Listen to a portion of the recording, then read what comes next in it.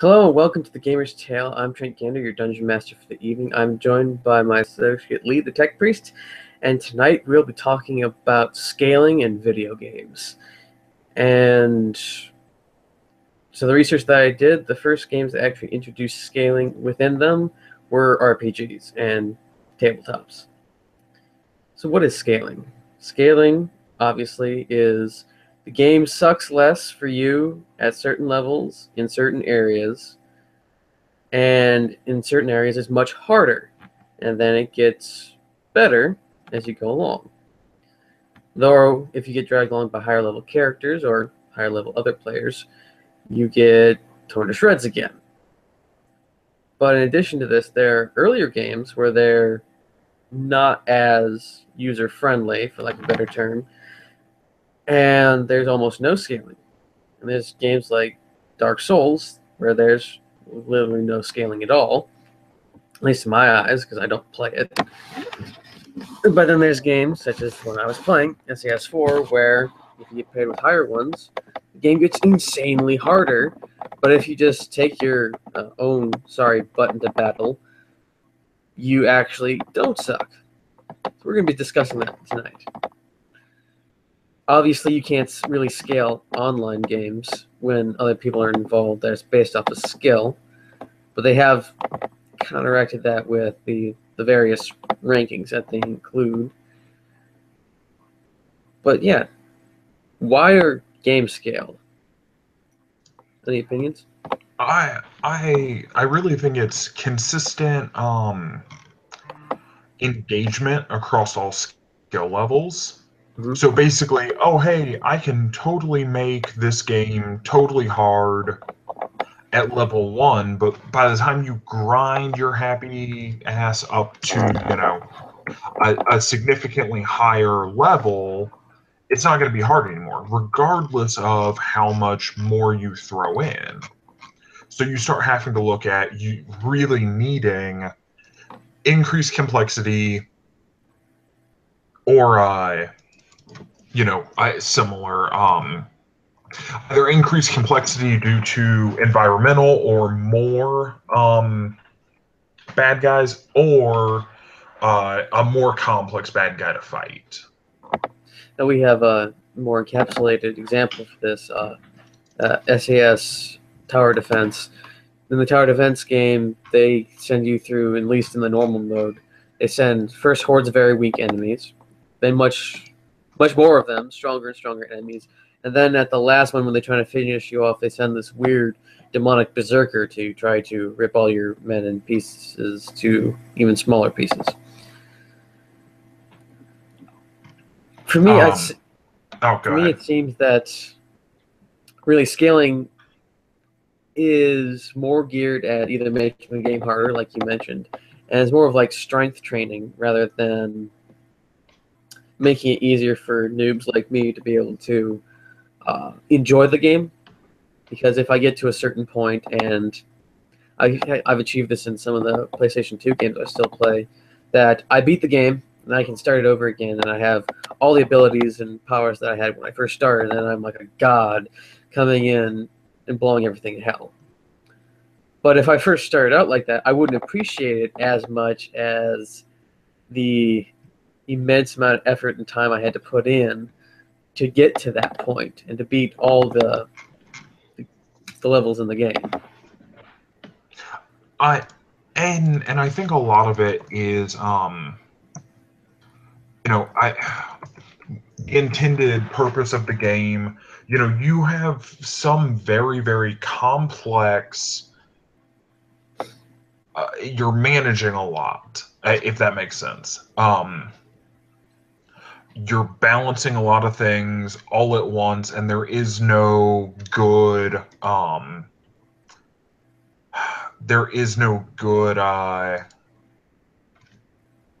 way to put it besides that.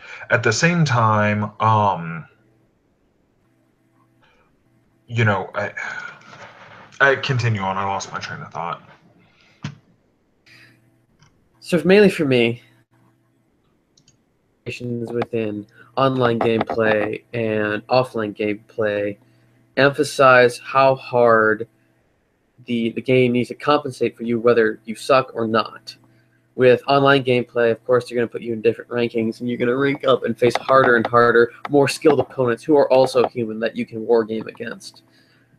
But in games like Fallout, where you have no online play and it's just you and the environment, they have to build into the game a structure that either make it harder for you in some respects or easier for you at lower levels, and then increasingly get harder as you level up. Or increasingly get easier. And I think you just kind of hit on a fun bit there, which is how do you effectively scale online games? Do you throw enough players in there, for example, Battlefield? Oh, hey, there's 30 players on each team. They're totally going to balance each other out. The handful of good players are going to be spread out. We don't have to really worry about it that much. Versus like Rainbow Six, where your team is 4 people. Congratulations, if you can't pull your weight, the team suffers. And I think that gets really, really hard. Yeah. Oh, and another example in War Thunder, some of the tanks. I once got into a level, a tier 5 or 6 battle because I had a free tank that was in there.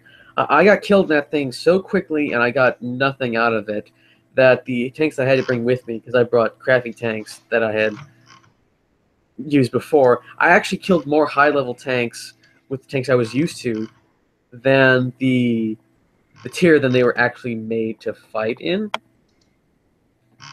And the problem with that is that some of the tanks in there have so close a battle rating between tank tier 2 and tank tier 3 that if you have that one and you have a bunch of crappy tanks everywhere else, they're going to start putting you in matches that have tiers that are 1 to 2 tiers higher than you because of the battle rating, and you're going to either have to get good quick or you're going just to be cannon fodder and everyone's going to laugh at you and call you a noob. And that's one of those things for example, like I've brought up before, I play more than is helpful, more than is healthy. I play World of Tanks and World of Warships. And if you're bottom tier, if you're consistently bottom tier, even worse, bottom tier sucks. There is no like, oh hey, I'm gonna get in and I'm gonna, no, your game style changes, and man, that gets old after a while. Understandably, I'm by. Well, and that I think to an extent your reward for like, oh hey, I just ground out 2 tiers in the last week because I've done nothing but play this game.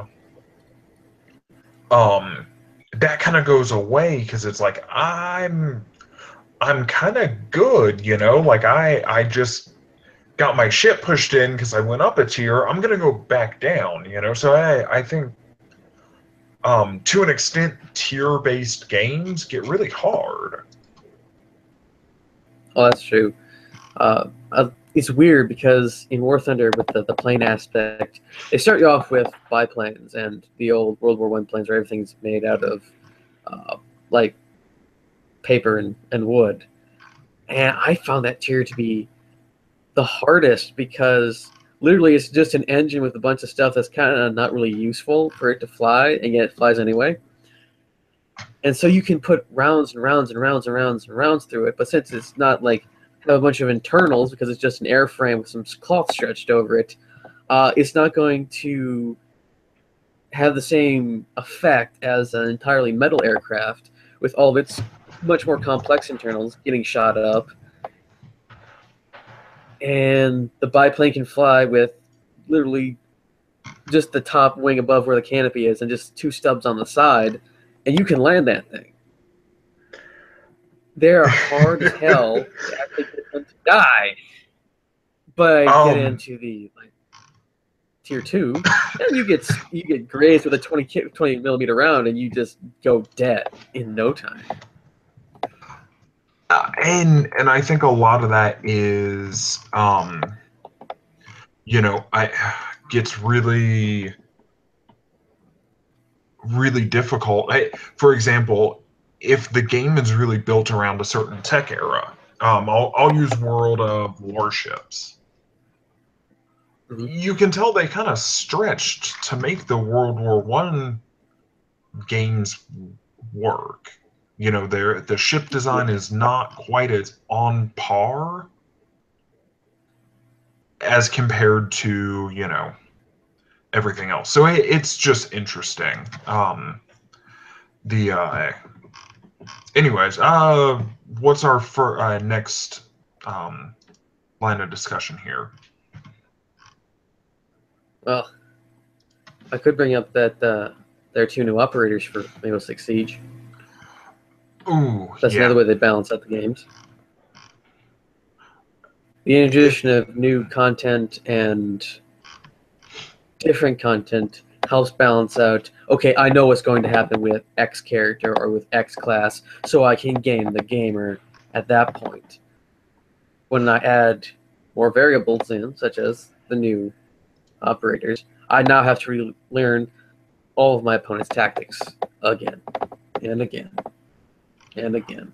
And that's the great thing about online games. When they start adding more content and DLC, I am continually having to improve both my own gameplay and research and get good, instead of just, okay, the older AI in games where it's just like it's always going to be in the same spot at the same time. It's always going to fire this number of rounds, or always going to pop up at this time, and I know exactly where it is, and I go all Neo Matrix and I can shoot him from behind my head.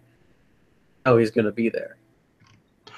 And I think a lot of that is it, as you talk about scaling difficulty, scaling not just difficulty, but a character's propensity to win due to the innate abilities of their class is just as important, especially with multiplayer. But to an extent, that's almost equally important in sorry, in player versus environment, single player or multiplayer, to keep any one class from getting too strong. Yeah, that's why, at least in War Thunder, the Russians are considered to be overpowered because they seem to shred through everything. And people, Nathan, when he's on here, will tell you that he will shun playing Russians because it's too easy to win as them, and that he prefers the much harder, skill-based playstyle than the inherently powerful god tier of classes. But I, on the other hand, want to figure out how they work, so I play as them, and then I find out I get killed equally as easily in them as others, and I figure out the weaknesses of the tanks and planes. It's like, okay, now I know how to fight them. And I think a lot of that comes down to um I think there are certain play styles and certain classes that work very well for people who don't like to think very much. I was going to I bring up Call of Duty as the casual game compared to something like Battlefront or Battlefield. Sorry, because for me, Call of Duty and stuff, it was really easy to pick up what was either the best weapon for my playstyle or just something quite easy. I put the reticle here, the bullet goes there, compared to, oh, now I have to compensate for wind, the drop of the bullet, the distance. It's just I'm running around with a laser that just goes pew pew pew, and it was I nice and easy. and I think that is, to an extent we get large chunks of that in online multiplayer, certain classes that appeal, certain play styles that appeal, certain maps that appeal, and that's kind of the reduced learning curve, even if the overall capability of the class or weapon or whatever it is lower, I think you still see a lot of that, and I think you see a lot of success simply because it's easier to be in the top 10% of performance with that class, vice, you know, other alternatives. Oh yeah, I favored the RPK. I think it was RPD in Modern Warfare 2 because it's like, oh, I got 100 rounds and I can put FMJ on. I can just shred through all of this cover that they're using, and then I go on the wiki and find out that online that was the weapon of choice for an LMG class. It's like because everyone else figured out the exact same thing. It's the earliest LMG. You can get all the stuff that makes it great easily, and you got the most amount of ammunition and controls. Like, okay. And I think a lot of that gets really, really interesting in regards to watching the meta game come out. Um, I I remember pre like the internet holding these mass amounts of information about the metagame. And people, we would sit there and we would experiment. Okay, I shot you 3 times at this distance and you didn't die. Okay, well, I shot you 7 times at this distance and you died. And we legitimately had to work that out for, what worked, what didn't work. You create a scientific experiment in a game. And more than that, it was you know, um, this will give us a competitive edge because we're playing against other people. That competitive edge, makes us win, and we like to win. So, you know, um, but yeah, interesting things that come to mind as you're talking about this. Well, what brings to my mind, you're uh, testing things out. It's like my brother and I, when we were playing Medal of Honor Rising Sun, we discovered an interesting glitch within the game. It favors the first player one in PvP because we got so that it's like swore that we pulled the trigger first to get the one-shot kill with the well rod that they gave us. It's like, wait a minute, let's try this again. And we counted down 1, 2, 3. Both of us hear the click at the same time, but player one's gun fired and player two's didn't. And like you said before, the advent of mass amounts of information on the internet, we had to figure out what that glitch or what that bug was because we didn't know someone else had found it at another time. Yeah, um, and that balancing, you know, all of that broke the game as it was meant to be played. And I don't say that lightly because I've done it. As we deviate from what the designers intended for us to see, we get into a lot of broken gameplay. Hmm. And that's not even a bad thing. That's not even a it's something we take for granted now, but it's definitely true. Oh, Um, there was a video I watched by this amusing Irishman that the noob tube set up with the one-man army. People abused that ability to get unlimited underslung grenade launcher rounds and just noob tube everyone. He says, "Oh look, what? Listen to this clip. You hear 10 different grenade launches on this map in a span of 3 seconds." um, not that I'm guilty of that or anything, but yeah, no, it's definitely a thing.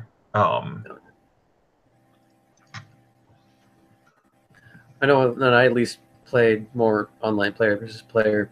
I would take would be the long distance classes. They're made for taking out tanks at great distances, and I would bring their massive armor penetrating abilities to about 10 feet in. So you see this light tank or tank destroyer just come in out of nowhere, kind of kiss this other tank and fire point blank into the side, hoping to kill something. And then they kind of have this gridlock as they turn around as the other guy tries to shoot the other one. It's the slow reload time, the suspense got me so good. It's like, who is going to die in this? And that's the part that you can't really scale because of the human element.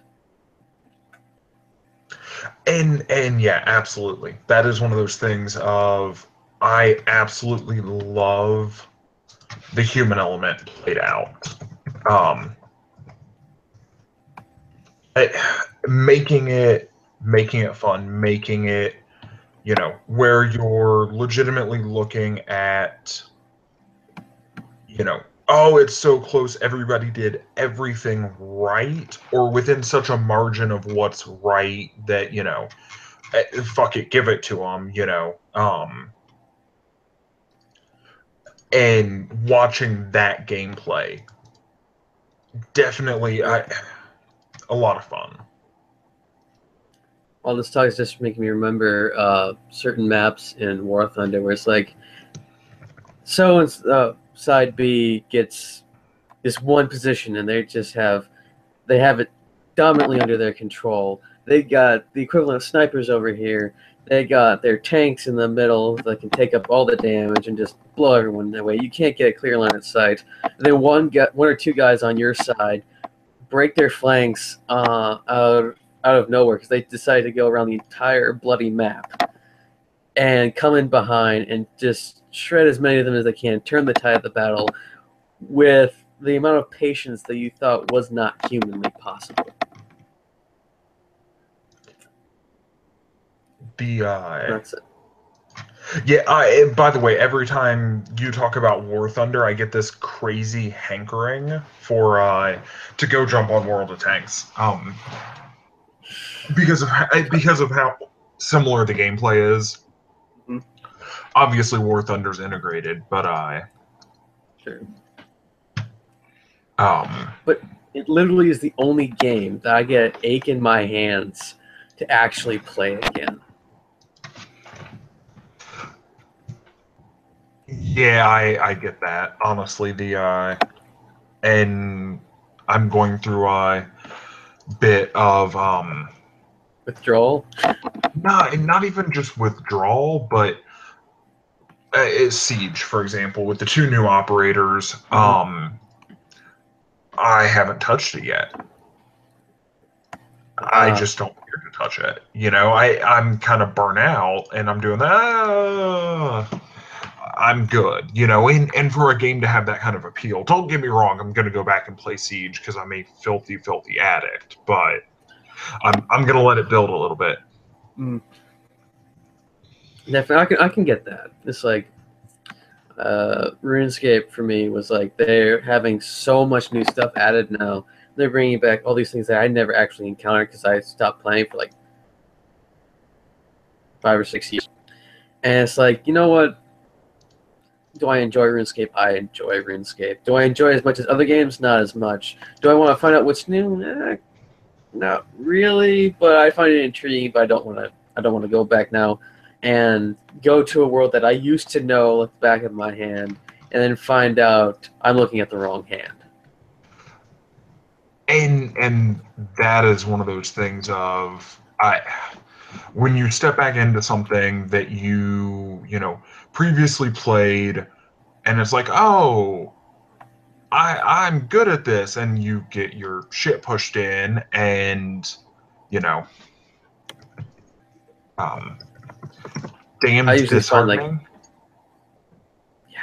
It is kind of disheartening. Usually I find it's like when I did stop playing War Thunder for a bit and then get back into it, it's like, I suck. And then it's like this one like split second, it's like, I'm back. I got this again. And yeah, you're apparently a better gamer than I am because I reached that point of I suck, Alt F4, I'm done, fuck this game, uninstall, and I rage quit pretty hard. I promise I'm an adult and I can, handle disappointment. It's not that well. No, not at all, no. Yeah, well, I think what built my patience a lot was that gaming and limited amount of internet access made so that I had to force myself to play the same set of games over and over and over again in order to actually be entertained. So, And yeah, I've dial-up was good for me. I was gonna say I've done that, and I think that's why I got so aggravated with not even bad games, but games that just don't pull the mind very well or don't hold their gameplay over time. Because I've done it, the same game 37 times in a row, but if it doesn't continue to offer something new, why am I playing it? Oh yeah, sometimes it's just good fun. I have played an emulator of Lost Vikings 2. I think I've beaten that game probably more than 10 times. And it is a puzzle game. I enjoy it greatly. Wait, hold on real quick. But Lost Vikings. yes. I'm going to the internet. The same trilogy, like the same trio as no. I didn't realize they made a 2. Yeah, actually, I think it's better than the original because they have 5 characters in total. Each has different abilities, and you don't need Baleog just to kill everything. You can now have 2 other options. I think I know what I'm doing tonight. I'm sorry, I have to go. You have fun with anyways. it is fantastic. We one of the worst games I have ever played, and one of the worst Ratchet and Clank games is Ratchet and Clank Size Matters. I love their innuendo titles, but this is just, it was a terrible game. They went too far afield with the character, with the game style, and I've never beaten it. I have no desire to beat it because Killer Crop Duster is too much a pain in my ass to try to start it again.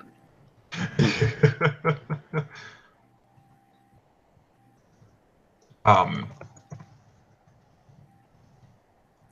Seriously, though, they have a Killer Crop Duster, robotic retirees, and you're stuck on a medical facility with killer nurses. It's one of the most acid-tripping games of that series. I'm remarkably okay with this. Who would have thought? The no, that's scaling that is never easy, Mm-hmm. And that, oh hey, we're gonna make it hard, but not too hard, but hard. Um, Yeah, it's a very delicate balance. I don't know how people in tabletops can actually pull it off because, one, I don't actually play them, and two, you have to come up with all that stuff in your head. I know we covered it a bit with Kieran when he was on. And he said that one of the tips that the guy who trained him to do it was you make the boss like have enough hit points of the entire party, so it's not too hard, but not hard enough that they all die and lose all their crap. and that is one of those things of it, getting into the um sorry, getting into the difficulty there, for tabletop. At least that can be fudged. Like I can make some stuff up on tabletop. As you start talking about Yeah, you know you start talking about video games, I can't make that up. I can't play with that. I can't, um it's a closed system. Exactly. That's the exact word I was looking for. Thank you. Yeah, I think about closed systems a lot lately, but that's another time. The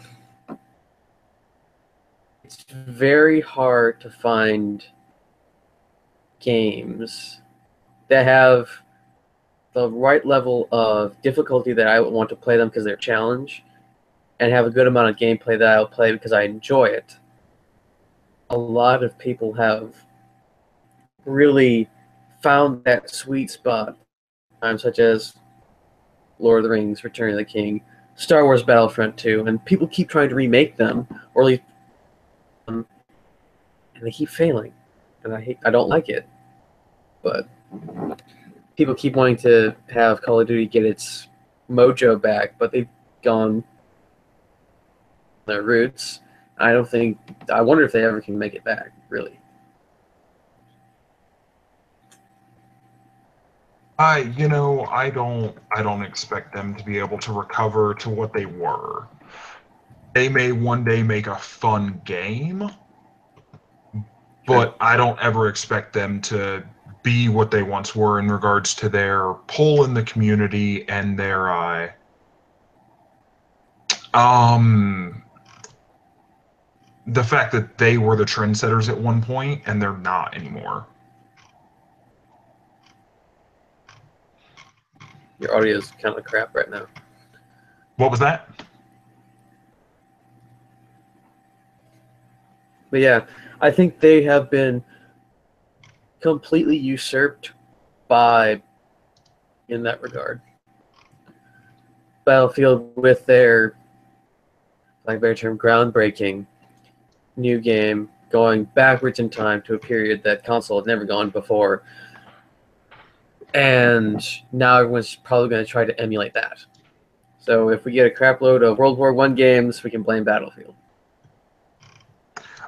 And I'm gonna have so many words for everyone if they decide to do World War One out the ass, because I think it's legitimately a very hard thing to do right in regards to balancing, in regards to scaling map sizes, weapon distances, engagement distances.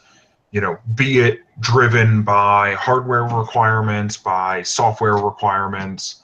You know, doing it right is difficult.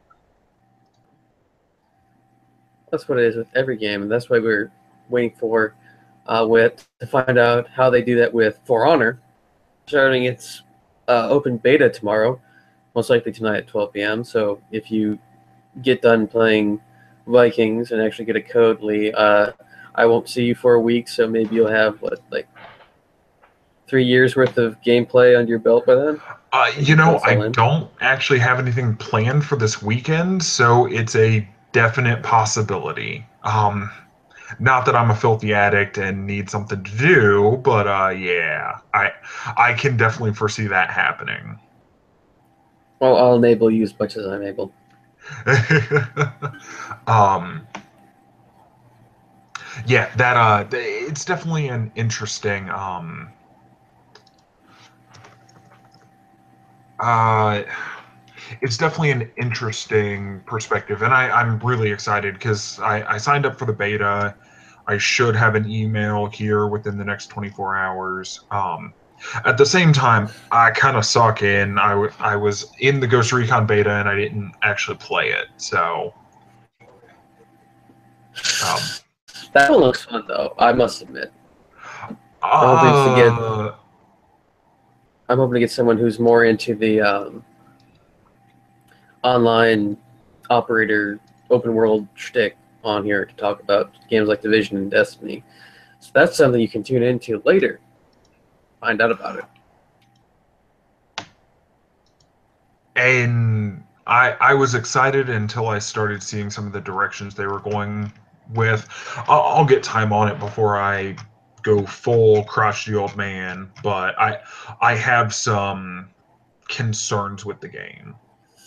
Yeah, all the people I know who are really getting excited about it are hoping it's not going to be like Division and being a serious flop. And the funny thing is, I think that Division could have been a really good learning point Mm-hmm. if they had taken it as that. But Sadly, when I do don't think they developers did. ever do that? When do they do that? Because sometimes trying Call of Duty tried to mimic Titanfall, which is its own beast, and look what happened to them. I just hope that uh, this new Ghost Recon thing isn't going to try to mirror Division and become whatever suckfest it is now. Would I play it if I got it for free? Yes, of course I would. It's free. I love your priorities there, Trent. Of course. It's like I downloaded Battlefield 2142 and I'm trying to make it work on this computer because I actually got the opening intro and the login screen before when I just get a black screen. It's like I'm becoming a software developer because I have to do all the stuff with the code and the files in order to get this game to actually work. This better pay off. In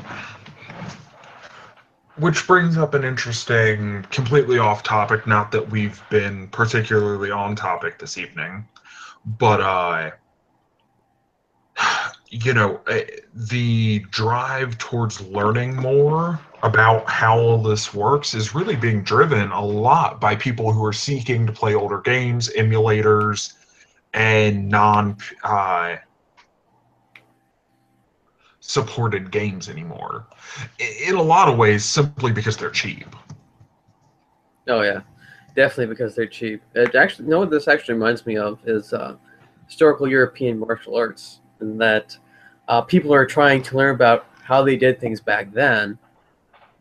They're starting to dig up and look at to find resources to find out how, and so we're seeing a kind of archaeological gaming era with this. Now, I think there's even several YouTube channels dedicated to finding and looking into old, active, almost completely dead RPG and MMORPG worlds. And it's kind of weird because, despite the fact that in computer ages, um, everything from the 90s is like prehistoric, but it's like, yeah, I was still alive then. These games aren't that old, are they? Yes. in in a lot of ways, they really, really are. Uh, Comparatively, they are. The I will admit this. I have listened to a lot of remixes in 8-bit sound, and sometimes the remixes sound a lot better than the actual full uh, realistic sounds that they have. It's like, why is this so awesome? Why? yeah, been there, done that. Equally guilty. And for me, a lot of it But comes seriously, down to. Go ahead. I think back to one of the first games I was playing on a computer, and that was Pac-Man and Dig Dug and Pitfall: The Mayan Adventure, and compared graphically, they suck. Pitfall wasn't that bad, given that I think it was like 16-bit, maybe.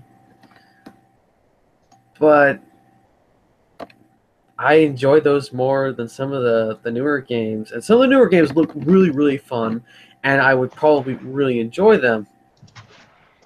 There's nothing about, but they don't have the nostalgia factor that I think we're going to be talking about that the older games have. The surprisingly ruthless gameplay that doesn't give a crap about your feelings. Um, yeah, that surprisingly ruthless gameplay that makes you cry to sleep every night because not that I've been there or anything, I've but been there. yeah, I know exactly what you're talking about. Um, but no, and that's one of those things of okay, at what point do these games lose relevance? At what point in time are we going to stop making emulators? When the entire human race is dead. Yeah, and yeah, that's absolutely a valid response. Probably the most likely too. Yeah, I was gonna wonder how the crotchety old people actually survived in the Protozoic era, and they're gonna want to learn about it, and they're going to play it. Then they'll find out why we, in our Protozoic electronic era, enjoyed it so much, and it's going to get the retro styles back in. That's just how things work.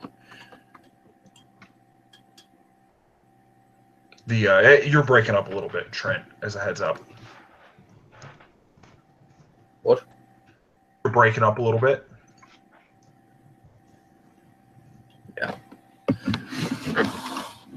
Oh, I'm breaking up now. You were breaking up like the Dickens before.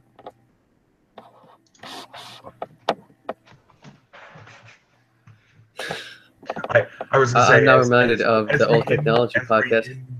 As we end this episode on technical failures, woohoo! Oh yeah, it's fantastic. I was going to say that it reminds me of the old school episode that we had a few weeks ago, I think it now was, where we're talking about the 16 megabyte floppy disks and the old CDs and tape players and all these things that the modern gamer, and I'm using that in is mainly teenagers who are going to be getting into video games these days, aren't going to know about. Let alone the technical struggle and the required levels of competence that just will never be appreciated ever again. That is very depressing. But I do want to point out an interesting thing. The savagery of the old games had to be savage and barbaric in the prehistoric era because there was no internet. And I think modern developers rely on people who grew up in that era and the normal viciousness of mankind to replace that in the games with online play. Before, the game didn't care if you lived or died. Now your opponents don't care if you live or die online.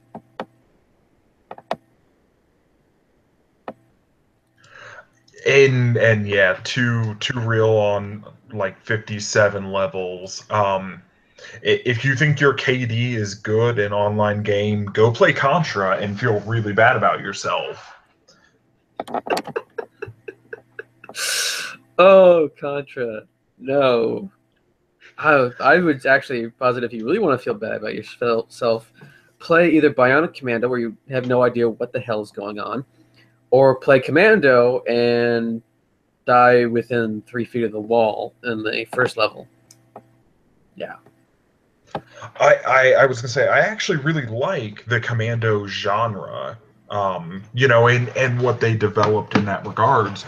But you're not kidding. And games that were just really not designed to be easy.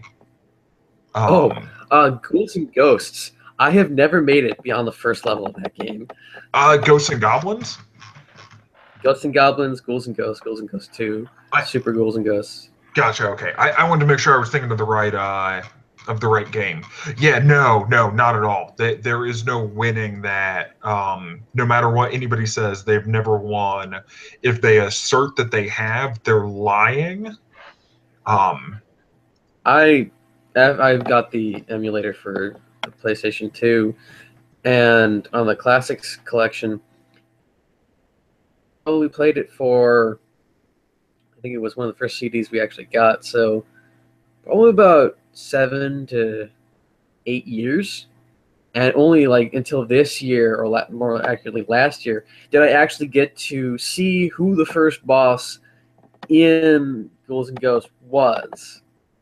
And that's playing it off and on, dying. It's like No, that game hates you, and it doesn't mind letting you know. I mean, really, doesn't everything from that era hate you though? Um, They expect you to be tough enough to deal with it. That's what. and you were gonna like it, damn it. Um, Oh, I trying to figure out what all the different weapons do, despite the fact that I only got less than 1/8 of the way into the game, still was entertaining as hell. I gotta admit. in that complexity there that was expected. It Yeah. was not a, oh hey, I'm just gonna jump in and play real quick. It was, I'm gonna come correct. I've read the book. I know what I'm doing. Oh yeah, it is quite literally in Super Ghouls and Ghosts. You're on a holy mission to save your girlfriend, who you're having dinner with in a graveyard for some reason, and quite literally, you have to come with the mindset that you are a holy warrior on a holy quest, fighting off hordes of demons, monsters, and all other unpleasant things in order to achieve it. You have to use that level of zealotism into the end of the game. And if you don't have that, and the religious ability to play it for an entire week without sleep, you aren't getting anywhere. Which is why I never I got was gonna say, anywhere. and you forgot the other part. Not just without sleep, um, without without saving, because there's no saving. Yeah, people actually hate the absolute death idea in games these days. I've encountered a few of them on Steam where it was you get to level 50, you have all your stuff, you have your lands, you get killed, you have to create an entirely new character. I've played Commando. I've played a lot of games where there is absolutely no saving. I don't want to get to level 56 and have to try this all over again. I will break something if I do. I think to an extent, a lot of the resurgent in roguelite games that we've seen have The built very Dishonored. well. I a roguelite, so stuff like FTL, Convoy, the playthrough and oh hey, you fucked up, now you're dead, stuff like that, where they've learned from the days of Ghosts and Goblins, Contra, and all else, where okay, a max playthrough should take 3 hours at most, so you're not out. Yeah. Imagine it, though, if you will, a reboot of Ghosts and Goblins in third person. I think to an extent, unless you're just using the name, I Mm-hmm. think when you're rebooting stuff like that, it legitimately works better in 2D. It definitely does. I always acrobatics and the adventure aspect. I always thought that the Uncharted series was kind of like a slide, nod, wink, wink, nudge, nudge at the Pitfall series, because you're an acrobatic adventurer searching for treasure in South America, and it was roughly the exact same thing. The only difference is Nathan Drake brings and Pitfall brings a Mayan sling. um, yeah, talk about a overused trope there. But hey, I enjoy it. The games are fun. Yeah. The music was fantastic, though, I must admit. Oh, we've almost run an hour on this chat. I thought we were going to get much, much less. So, with that, I'm going to say goodbye. Hopefully, you should like and subscribe our YouTube channel, and I'll catch you next week in Cool Music Plays as the lights go down.